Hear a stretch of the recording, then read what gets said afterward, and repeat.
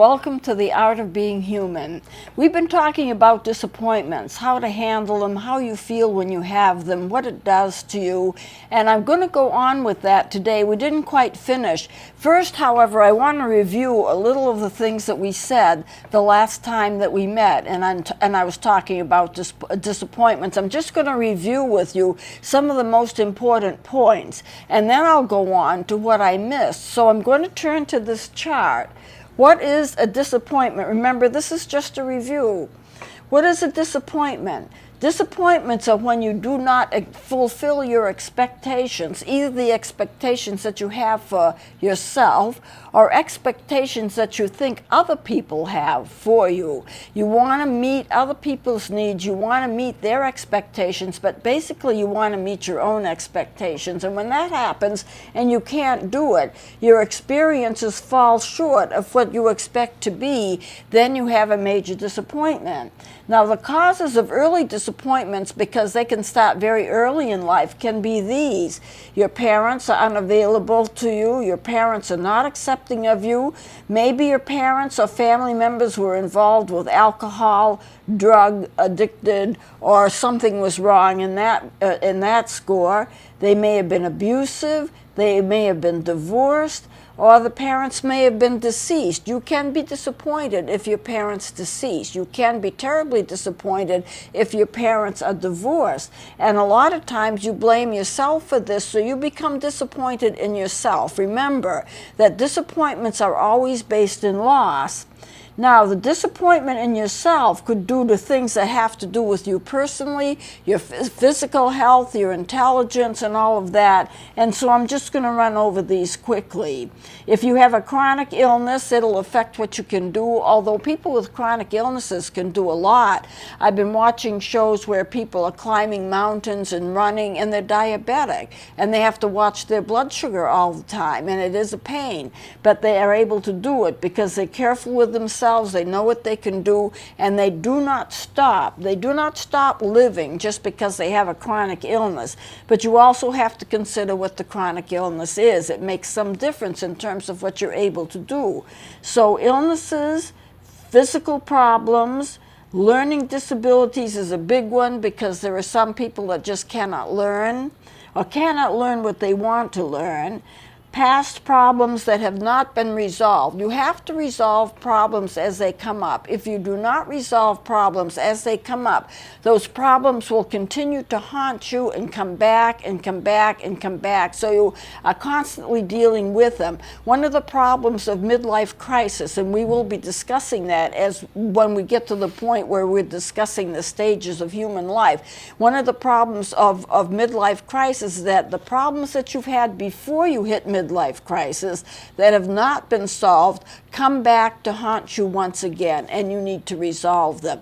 Once you resolve a problem and it's completely resolved, it doesn't come back to bother you again. It's like past history. You remember it, but you're not controlled by it. You don't have terrible anxiety and fear because of it. So dealing with past problems or not dealing with them can be a problem. It can be a disappointment. Abortion, and I discussed that last time, abortion does terrible things to a female.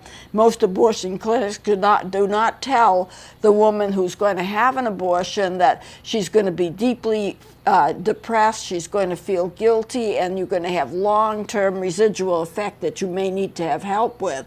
Weight can be an issue. You may not be satisfied with your weight.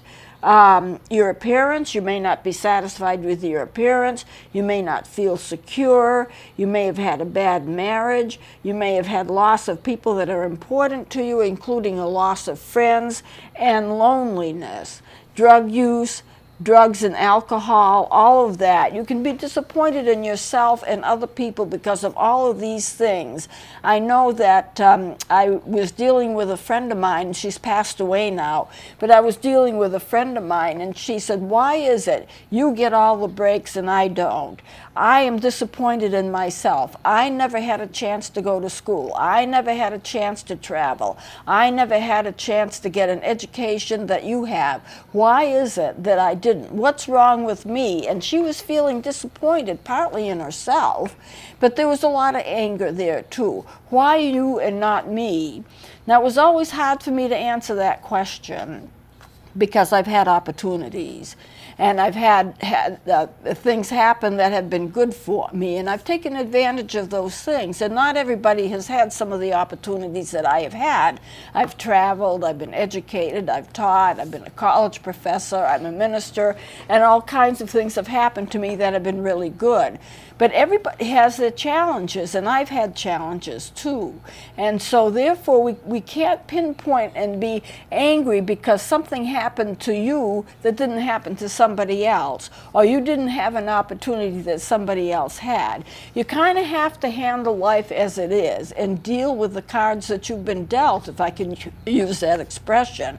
The other thing is, everyone is born for a purpose. Everybody is born to accomplish something, and there's something important about you. You may not be like everybody else, but it doesn't make you of any less worth, and it doesn't make you of any less importance.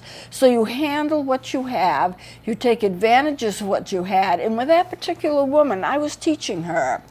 And I said, look at what God's doing with your life now. Look at how he's fulfilling you. You know, the Bible says that God will restore the years that the locust has eaten. And it's happening to you too. You're learning, you're growing, you're getting opportunities. You're just kind of a late bloomer, but so what? It's happening. So you can't always judge. You can't always answer the question, why? Why me? Why not you? Why now? Why this? We're always full of those questions, but those questions can't always be answered. Let me slip now to the next. I want to make sure I get this in order here. Yeah, I thought there was another one here. Now, there are different types of disappointments, as I reviewed them last time. Simple disappointments are just that.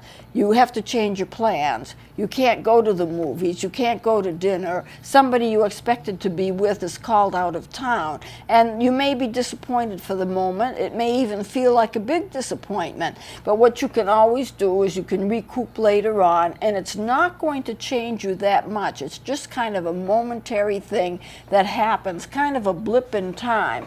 The complex disappointments pile up. They may be similar to one another. You were rejected by one college, you couldn't go. Then you were rejected by another college, you couldn't go. Then you were rejected by a third college, you couldn't go. Some of these rejections and these disappointments are similar in nature, and then they pile up on top of each other, and they can become quite complicated. So we have kind of a cycle here. You have needs, you have dreams, you have hopes. And even when you go through disappointments, you usually hang on to those dreams and those hopes. You usually don't let go of them easily. So every time something happens that disappoints you in relation to this, you get more and more frustrated until you finally feel fairly defeated. Now, I'm not saying to ever give these up, because a lot of times you work at it, and then suddenly something happens and it all fits together and comes to fruition as you want. So you have your needs, your dreams, your hopes, they're not being fulfilled, and that can make you bitter. It can make you blame yourself, and it can make you blame others. That can lead to depression, and certainly a lot of disappointment is involved with this, because if your needs are not met, your hopes are not met, your dreams are not met, you can get really, really disappointed. And so therefore you have to deal with the feelings that come out of that. But what you need to remember is that lots of people go through lots of disappointment before they do what they end up doing, before they do what they want to do. It all seems to come together. If you consider Abraham Lincoln, think of how many times he went into politics, how many elections he lost before he ever became what he became. So you just need to think about that. Have patience. Now, the way that people cope with disappointments, they try harder to reach their goals. They just work more at it. If you take a look at what athletes do, and you know, we have Olympic competition coming up pretty soon. And if you take a look at what athletes do, well, I missed it, I'm going to try harder next time. They don't give up. Well, I had this injury, but I'm going to get back into the swing of things as soon as I can recover from this injury. And on it goes. They don't give up. And I'm suggesting that if you are disappointed, don't give up. Keep at it, but also be realistic. It may be that you can do something that's similar to what you want to do. It may be that you can change your goals a little bit and accomplish what you want to accomplish so that it'll be different than what you expected, but it'll be in line with what you expected. Like my niece, when she told me she was going to be a brain surgeon, and if she wasn't going to be a brain surgeon, she wasn't going to be anything. And I says, but there's so many other things. You can be a nurse, you can be a medical assistant, you can be a physician's assistant.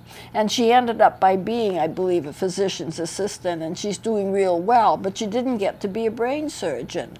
So things generally work out for the best. If you look at your life and you look at what's happened, things settle down and usually work out for the best. So even though you're disappointed when you begin with, it doesn't mean you'll be disappointed when you're finished.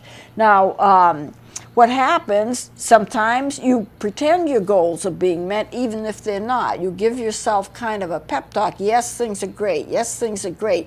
You don't feel that they are, but you're trying to convince yourself. That's not really a good thing to do. I think you have to be honest with yourself.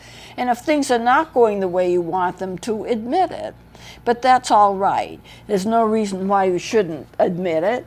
And sometimes you will shut down emotionally. Now, shutting down emotionally also is not a good thing to do. What will happen to you? You will maybe put yourself in isolation, or maybe you'll be bitter, or maybe you'll be hostile, or maybe you'll have resentments, anger, and depression. All of these symptoms can come as you shut down emotionally. I can't do what I want to do. Life isn't worth living. I'm just not going to do anything. I'm just going to hide. I'm just going to not be involved with people. I'm not going to try anymore. And that's just kind of an attitude that I've been hurt. Leave me alone. I'm not going to try to do anything again. And you will gain nothing if you do that. So you need to keep trying, maybe alter your goals if you find that your goals are not realistic. You have to think in terms of what mental health is. Mental health, to a good part of it, is knowing what you can do and knowing what you can't do, and finding something within the parameters of what you can do that you like, that you enjoy, that you can even excel in. And then you can be happy with that.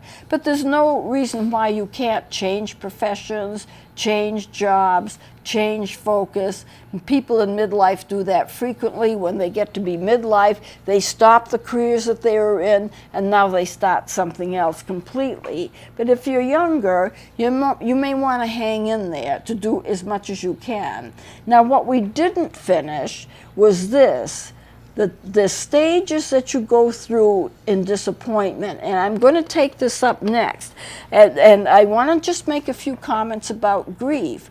Disappointment is, generally speaking, based in loss or a perceived loss. You wanted to get the job, you didn't get it. You wanted to marry the perfect person, she or he refused or didn't want to marry you. You wanted to go to college and you found out you couldn't do college, so you had to drop out because you just couldn't handle the coursework. I've had people, friends of mine, one of my friends went to college and got admitted 3 times and flunked out 3 times before she decided there was something else in life that she could do. And it was a grave disappointment to her because she wanted to graduate from college. All of her friends were going to college, and she just couldn't manage it. So instead of feeling bad about that, and of course I understand she was disappointed, the best thing is to do something else. Get into a special training program. And there are a lot of special training programs today that we didn't have when I was going to college. There was no such thing as a medical assistant where in 9 months, I guess it's 9 months, that's what they advertise on TV, you learn to go into the medical profession. There was no such thing as that. So there are lots of things that you can do now that we were never able to do before. When I was growing up, it was either you went to college or you didn't. And if you went to college, you would be successful. And if you didn't go to college, you had to settle for something that wasn't as good, or in your own mind's eye, not as good, because the best jobs always required a college education. But now things are different. There are people who go into nursing and they end up by being specialists in certain areas, and they have wonderful positions, and they're not doctors, but they have very responsible positions and things that require a lot of skill. And they also earn a very good income doing it. So there are lots and lots of things that you can do. I can remember I had a nephew, and he was very disappointed because he didn't think he was going to be able to go to school. Not because he wasn't good enough. He's absolutely brilliant. But it was so expensive. And he didn't know how he was going to manage to get a college education. And his girlfriend, who he later married, he wanted to help her through school too. And he's a very, very mature young man. What he did was he decided that he would work and put his girlfriend through school, pay all of his bills, pay all of her bills, and then when she got through her education and got a career going, she would work, and he would go and go to school and do what he wanted to do. He ended up by being a Marine. He ended up by going into the service, and they paid for his education, and he's just a very great, wonderful young man. He is very, very brilliant in terms of computers. And so he's had a wonderful career in terms of computers. He's no longer a Marine, but once a Marine, always a Marine, I guess. But then they have a wonderful life together. But what they had to do was decide who's going to school first. She was going to school in Boston. He was not. He didn't want her out at night. She was trying to work and go to school. He didn't want her out at night. He didn't think it was safe. So he came up with the idea that if he worked full-time, she could go to school full-time, and then he would go to school after her. But he was concerned because he didn't know how he was going to manage the finances. And as it turned out, I bought a book that was called Going to School, or How to Go to School, or How to Finance an Education. It was something like that. And when I bought the book, I thought to myself, he'll never like this. I wasted my money. The book was like $40 or $50. And I bought it and I gave it to him, and it turned out he loved it.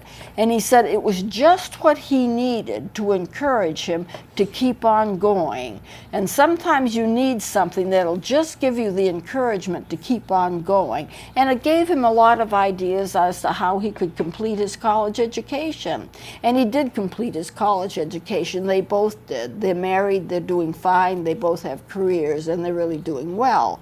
So don't give up. That's my thought. But the stages of disappointment, what I want to mention about it is disappointment is geared in loss. It has its element in loss. And whenever you have a loss or you have a separation, you have grief. And when you have that kind of grief, it can be from the loss of a loved one, and that's what we usually think of grief as. Somebody dies and you feel grief-stricken. But you feel just as grief-stricken if you yourself are diagnosed with an illness. Supposing somebody dies and I care for them, I'm going to go through the grief process. I'm going to go through the stages of grief. Well, supposing I was diagnosed with a terminal illness and I knew that my life was going to be shortened by this illness, that I would have the same grief process as I would have if I'd lost a loved one. Because when I'm going through this grief process, if I'm going to die, I realize that I'm losing myself. And if you lose a loved one, you lose the loved one, but you move on. You can move on. You recover from that. You still have other friends. You still have your job. You still have your life. But the person who's diagnosed with an illness loses it all, because when they're gone, they lose everything except eternal life, and that's another issue that maybe I'll get a chance to discuss with you at some point, a good eternal life. But also, if you know that you can't do the things that you want to do because for some reason that things are just not going your way, you go through the same grief processes and disappointment as you do losing a loved one or being diagnosed with a terminal illness. You get the same kind of grief, or you get the same kind of grief if you have a friend that moves and you're not going to see him anymore. You get the same kind of grief if your career is gone, or you lose your house because it's been foreclosed on. You get the same kind of disappointment for other life situations. Your friend moved, your pet died, you lost your job because of downsizing, you're having trouble finding another job, and this is what's going on today, of course. And any kind of situation where you have a break in a relationship. You don't have your job anymore because they let you go. You don't have your friend anymore because they moved on. You don't have the company that you work for anymore that you were attached to because they closed. They got into trouble financially and they closed.